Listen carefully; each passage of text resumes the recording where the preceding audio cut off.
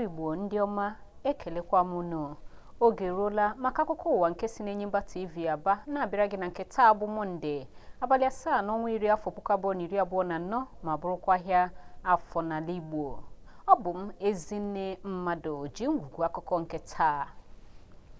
Aka na-akwụ ụgbọ ọchịchị steeti Imo bụ Hope Uzodimma na-akpọku ọchịchị etiti ka o were aka ngwa ngwa gbata ọsọ enyemaka n'okwu gbasara ogbe nke na-eyi ụfọdụ ime obodo egwu na steeti ahụ. O kwupụtara nke a mgbe ọ nabatara ndị nnọchiteanya nke ụlọ nzukọ nnọchiteanya n'ihe gbasara akpa ego ogbe n'obi gọọmenti nke dị n'Owerri ngwa ngwa ha mechara njem nnyocha ha n'ụfọdụ ebe idei mmiri na-akpa aka ọjọọ n'ime obodo ụfọdụ nke dị na steeti ahụ. Onye gọvanọ kwuru na igwu nakwa ịmị mmanụ nakwa usoro ihe omume ya akpala steeti ahụ aka n'ụzọ na-ekwesịghị ekwesị ma kpọkuo ọchịchị etiti ka o lebara ihe ịma aka nke na-eselite isi site n'agwa ndị a anya na steeti ahụ. Gọọmenti steeti Enugu akụtusiela ụlọ ọzọkwa eji na-eme ihe gbasara ịtọrọ mmadụ na steeti ahụ. Mgbe ọ na-agwa ndị ntaakụkọ okwu n'ogige ebe ahụ akụturu akụtu, onye isi oche nke ụlọ ọrụ na-ahụ maka mmepe steeti ahụ bụ Uche Anya kwuru na ụlọ ukwu ahụ mara mma dị n'ime obodo Amebo Oweli nke dị na kansụl Agụ ka eji na-edota ndị atọrọ atọrọ. Ọ dọrọ aka na ntị na ndị niile nwe ụlọ agaghị abụ ndị a ga-anabata ihe ngọpụ ọbụla ha ga-eji n'aka n'ụdị ya ọbụla ma ọ bụrụ na achọpụta na ụlọ ha bụ nke eji na-eme ụdịrị mpụ na arụrụ ala, ndị nchekwa ga-akụtu ya n'aka ngwa ngwa. O kwupụtara na ihe onyonyo nke ahụrụ n'ọnwa Mee afọ anyị nọ na ya ebe otu nwoke bụ onye atụwara ọtụtụ egbe AK-47 n'isi bụ nke mere n'otu ụlọ ahụ a na-ekwu okwu ya, ebe ndị ọrụ nchekwa chọpụtara ya nnapụta onye ahụ atọrọ. Ndị nke mere ntọrọ a bụkwanụ ndị omekome ka a na-ekpe ikpe ugbu a n'ụlọ ikpe ma natasịa ha ngwa ọgụ nke ha ji na-akpa arụ a.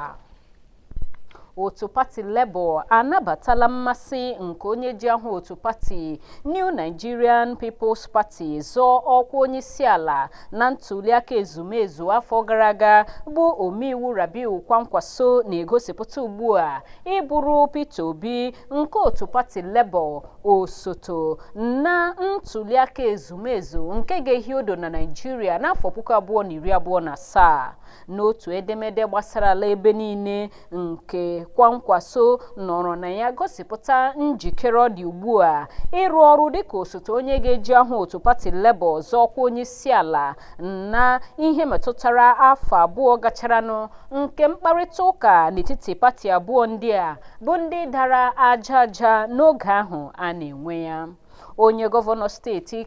Kano n'oge gara aga onye kwuru okwu n'asụsụ Awụsa gosipụtara na ọ kwadebela onwe ya nke ọma maka nke a n'ihe onyonyo nke ahụrụ n'akara nwa udide ya bụkwana nke na-efesala ebe niile ma ọ bụrụ na a ga-emezu ụfọdụ ihe nke ọ rụtụrụ aka gbasara ọnọdụ a. Ọ gara n'ihu gosipụtakwa njikere nke ọ dị inwekwu mkparịta ụka ndị rijuru afọ ma mie ya na Obi ma ọ bụrụ na ikwesị ntụkwasị obi ga-adị.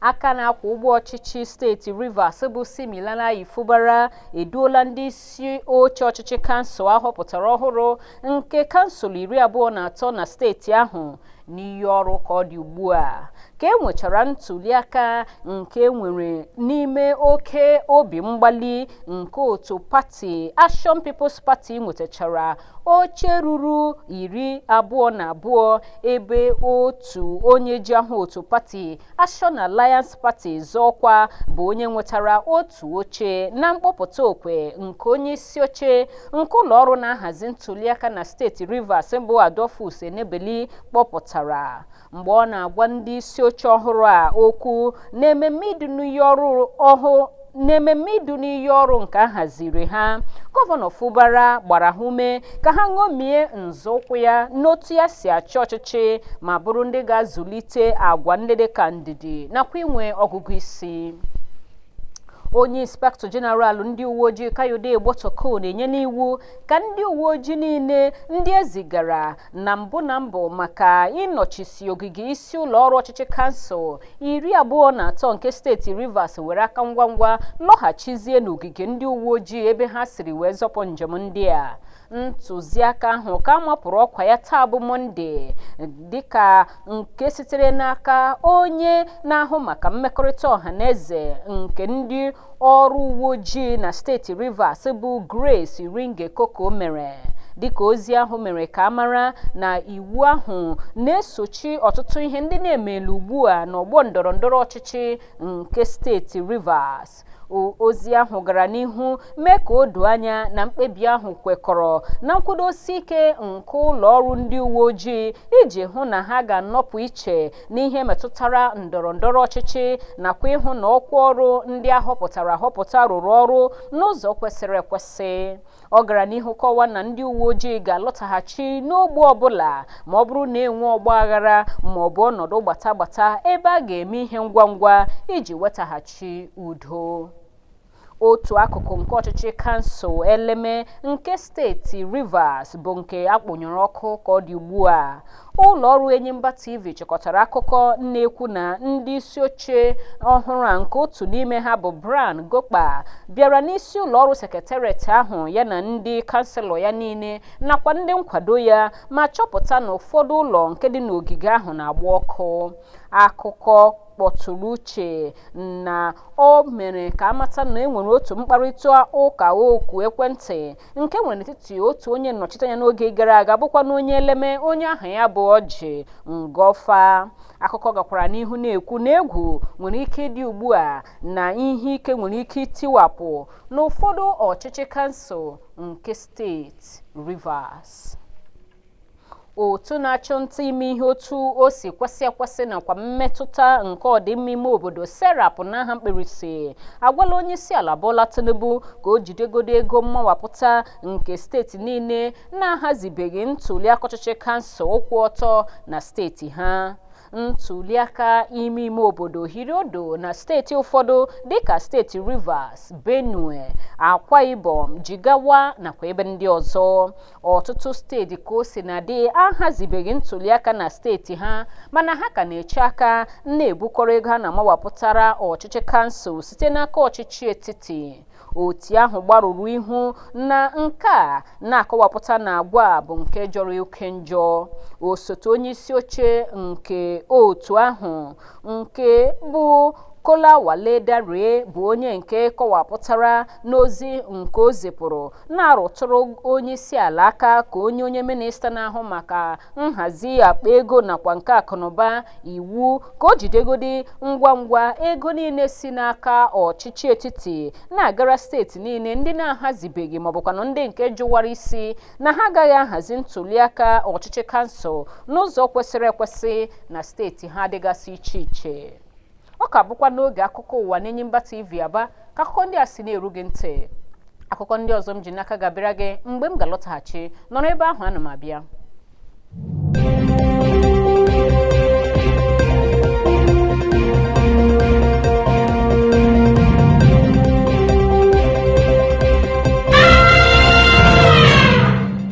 Ka anyị gaa n'akụkọ anyị ndị bụ isi dịka m na-asị gị nnọọ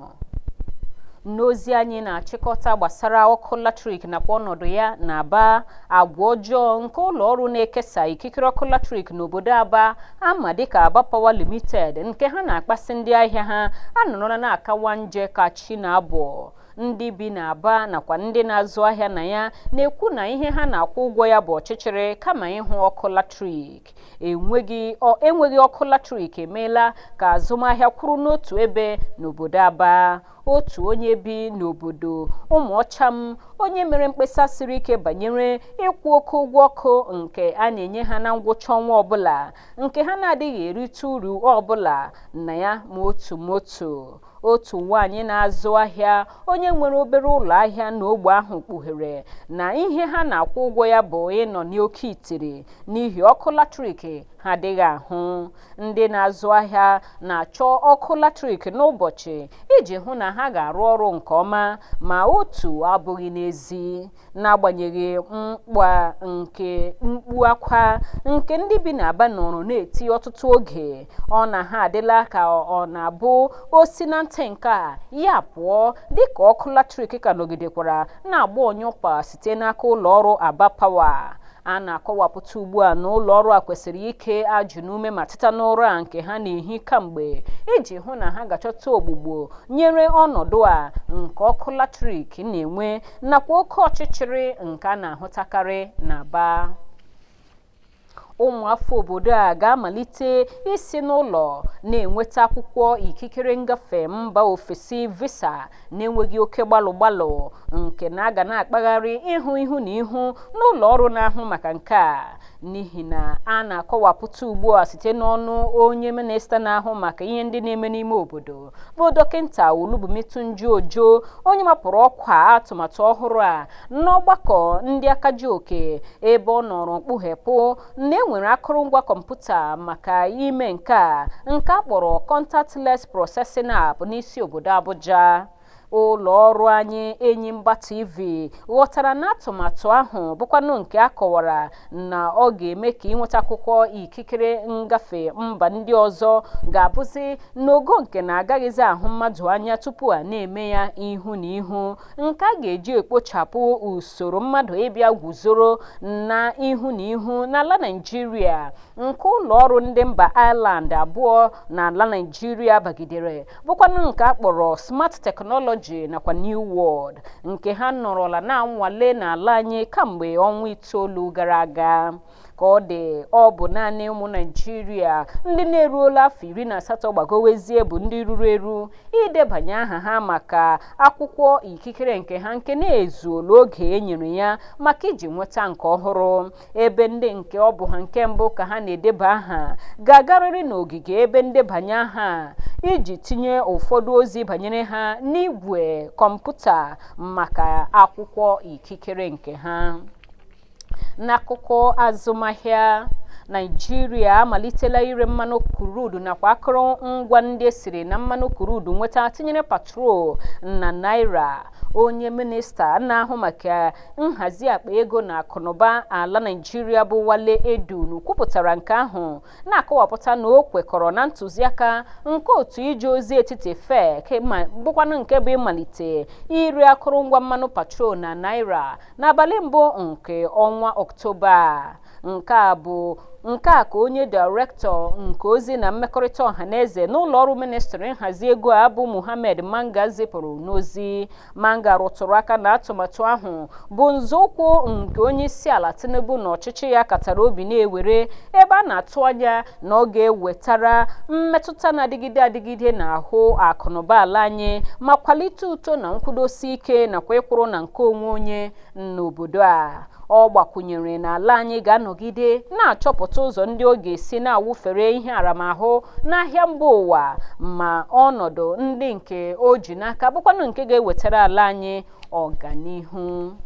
N'ikpeazụ, n'akụkọ egwuregwu, ọtụtụ puku ndị ọma nke otu egwu bọọlụ Enyimba nakwa ndị ogbo ha na ha kụkọtara isi bụ Katsina United bụrụ ndị obi kụrụ injin ka egbuchiri ịma aka ha na-aga n'ihu n'egwuregwu NPFL n'ihi ọkụ dị n'ama egwuregwu Enyimba Aba nyụrụ n'ike. Nke a bụ ịma aka gara eji ezigbote obi ụtọ were pịachie ya bụrụ nke ọkụ nke na-anyụ penyo ma na-enwe inyenye emebisiri ụnyaahụ. Ndị na-ele ọbịa bụ otu egwuregwu bọọlụ Enyimba ji ọkpụ goolu 3 na-enweghị ihe asatara na-emeri ndị ogbo ha bụ ndị otu egwu bọọlụ Katsina United n'ime miniti nkeji nke 75. ịma aka egwuregwu ahụ gara akụrụ ọnụ nke ọma mana ọkụ niile dị n'ama egwuregwu ahụ nyụrụ pee n'ike. Akụkọ si n'ama egwuregwu Enyimba kwuru na igwe jenareto na-enye ogige ahụ niile ọkụ gbanyụrụ n'ike nke mere na ọkụ niile nọ n'ama egwuregwu ahụ bụkwa nke mere ziam ma nyụọ. Ndị niile bụ ndị njalite nọ n'ime ogige ama egwuregwu ahụ bụzi ndị jizi ekwentị ha kpanaka gbanyezi ọkụ ya ma na-achọ ụzọ otu ha ga-esi were pụta. Emechara gbasaa bọọlụ ahụ dịka akọwapụtara na a ga-agbachapụzi ya n'elekere 8 nke ụtụtụ taa bụkwanụ nke a na-eme na Igbo ndị ọma. Ọ bụ n'akụkọ egwuregwu ahụ ka ọkụ na-anyụ n'akụkọ ụwa nke taa, mana ekele gị n'ụzọ pụrụ iche maka ị na-ebe ahụ gee ntị, na-asịkwa gị chebiri anyị mgbe ọzọ anyị ga-ewetara gị akụkọ ụwa n'ihe onyonyo anyị bụ Enyimba TV dị na YouTube. Sonyere anyị ganye aka ma hụ anyị n'anya. Abụ m Ezinne Mmadụ na-asị gị kachi bọọnụ.